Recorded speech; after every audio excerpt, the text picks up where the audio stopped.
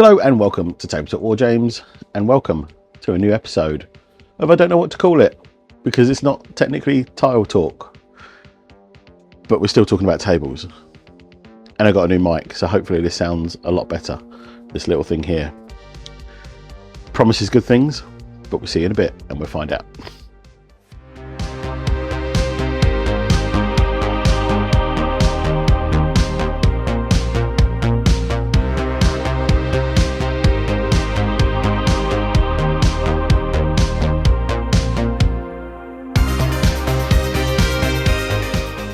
So guys, welcome back. Yeah, just a quick update. I've been working on the small vertical table.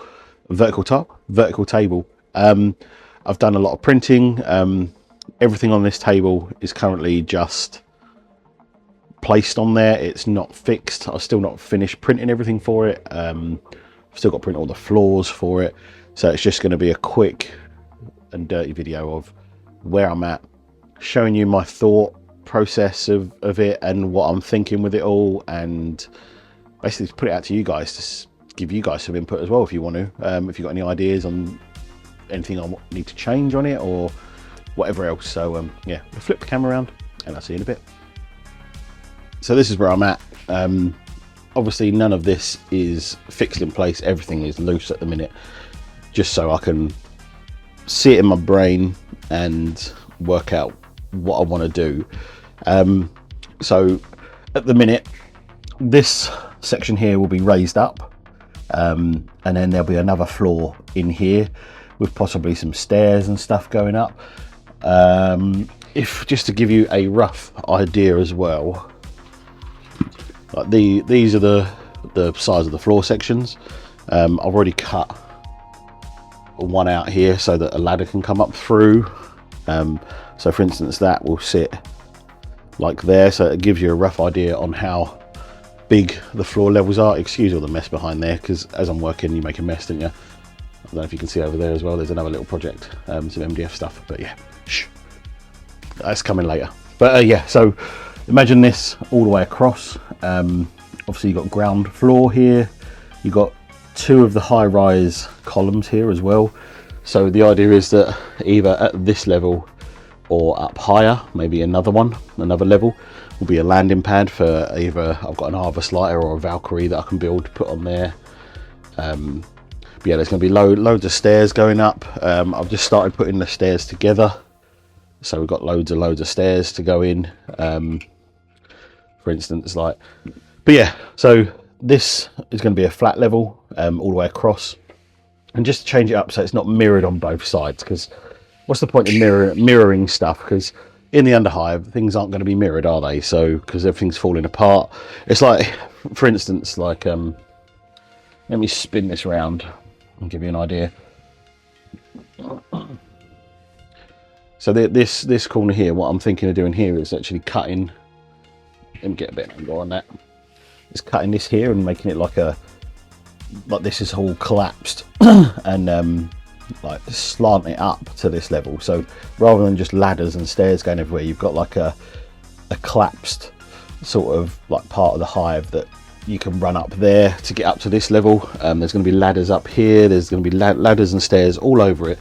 But the idea of this table, just to give you a look at the other side, the idea of this table is something quick and dirty, something portable that I can take up the shop with me, and so the guys can play on it, I can play on it, and things like that. That's what the MDF stuff over there is going to be for as well.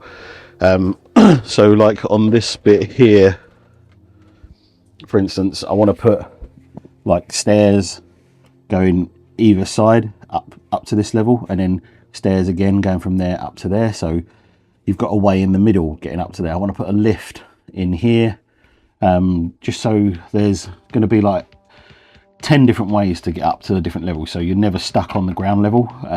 That's the thing with vertical boards, you need loads and loads of ways of getting up onto the other levels, because if you don't do that, everyone just ends up playing on one level, and it defeats the object of the table. So the plan is like I've got like those blue containers over there that I've printed that you can drop in here. I want to get like a Gene Stealer Colt Goliath that I can destroy and put in here. Some other vehicles that I can destroy and put in here. I want to put, I've got to print loads of barrels and crates and things to scatter about. So we've got like stuff, because to me at the minute this looks too pristine. I need to ruin it a bit, because the underhive isn't pristine. Even in the upper hives, it's not pristine. It's all collapsing. Nothing's looked after in the 40k universe, is it? So it's all going to be falling apart. It's all, especially down in the hive where this is based. So I want to ruin all of this. There's going to be posters all over it and everything else. I've tried to keep the archways. I really do like the archways, so that's why I've put the archways in here. So if you imagine this all the way along there, so, and then for instance here as well, there'll be another ladder with that there. You're going to have overhangs as well, which is going to be great. So it blocks line of sight. It forces you to move around the table to get shots on people. And the beauty about it is that if you put enough cover in, but not, it's trying to hit that sweet spot of a lot of cover but not too much cover, because you want it to be good for shooting our gangs, you want it to be good for close combat gangs. So trying to hit that happy medium is quite difficult, and that's sort of what you need to do with your tables, because otherwise it always favors one or the other. Like the trader table that I'm doing, that's probably going to favor shooting gangs, because it's going to be relatively open. But that's the idea of this, is that you can slide this up to the side and it gives you another area to play on. But yeah, so just quickly, this is as far as I've got. As I said, none of this is glued down currently. Things may change. Once I start gluing the stairwells together and things, we're going to slowly find out like if stuff works that way or not. Like, for instance, just to give you a rough idea, so 2 stairs together, that gets you up there. So we've got a nice walkway up there, and then there'll be a walkway like here and here as well, so you can hit it from both sides and get up to the middle. Here there'll be a ladder. Here there'll probably be another stair set going up the side here, going onto there. I want the same on the other side, so that it doesn't matter what side of the board you're on, you've got somewhere to get up onto the higher levels. And same with the tiles. Like when I've done the tiles previously, like the individual tiles, I always try to make sure there was at least 2 to 3. I tried to stick with 3, more is better, ways to get up on the tile. So that way you've got no limit on ways to get up onto the second levels. On some of the tiles, 1 or 2 maybe, you might want to put less ways of getting up, just to make it more difficult for movement and things. But you don't want to make it too difficult that people don't enjoy it. But yeah, just give this another spin round so you guys can see it. But yeah, that's pretty much where I'm at the minute with this. So yeah, hopefully you like it. I like the way it's looking. I really like the triple arch design in the middle. It's symmetrical, but not symmetrical enough that it's not like a tournament table where, you know, like 40k's become now, where you've got mirror scenery on the table and it's just boring. So I'm probably going to upset a few people with that, but it's boring for me. So that's why I just play, pretty much this is the only game I play these days. So yeah, but the only other game I'm looking at the minute is Fallout Factions. But Fallout Factions is basically Necromunda in the Fallout universe, so it's not much different. Anyway guys, I'll flip the camera around, get back to my face. I'll see you in a bit. So guys, hopefully that made sense. If you've got any ideas or things that you think I'm missing or anything, obviously it's all still a work in progress. There's other ideas that I've got in my head, but I'm going to save that because I want to do 2 of these. I want to do 2 of these little 3 by 1.5 tables, so that effectively you've got a 3 by 3, but it's split into 2 boards, so then you can move them around each other, switch them over and things like that. Yeah, just so maybe you've got a 1 lower tile, 1 higher tile, but then you've got to be careful with the different levels and things like that. So because you want everyone to, end of the day, you want everyone to enjoy the game. And yeah, I'm trying to think about all the different types of gangs and everything else. As you can see, I'm thinking as I'm talking, and yeah, so that's the plan. I did have a couple of games the other day. I won one and drew one. It was the first games of our new campaign at the shop, and I played Rob at first with his Talon company. I thought I was playing his Redemptionist, but it turns out he's bringing a different gang. It's a Outcast gang, Talon company. He's a big Fallout fan, obviously. Talon company, they're a splinter of Brotherhood of Steel. And then I played my mate Jim as well, and I played his Goliath Sex Panthers. Yeah, don't ask why. And yeah, that was a great game. As always, whenever I play Rob and I play Jim, we always have good games because we don't care what happens and it's just funny. Both of them rolled really poorly. For some reason that night my dice were on fire. I just kept rolling sixes to the point where they were going to float my dice to see if I was cheating, but I wasn't. I was just using the new, it was the first time I used the new Secundus dice, the really nicely like those really light blue dice. They're the best dice that they've made for Necromunda because they're the best colour.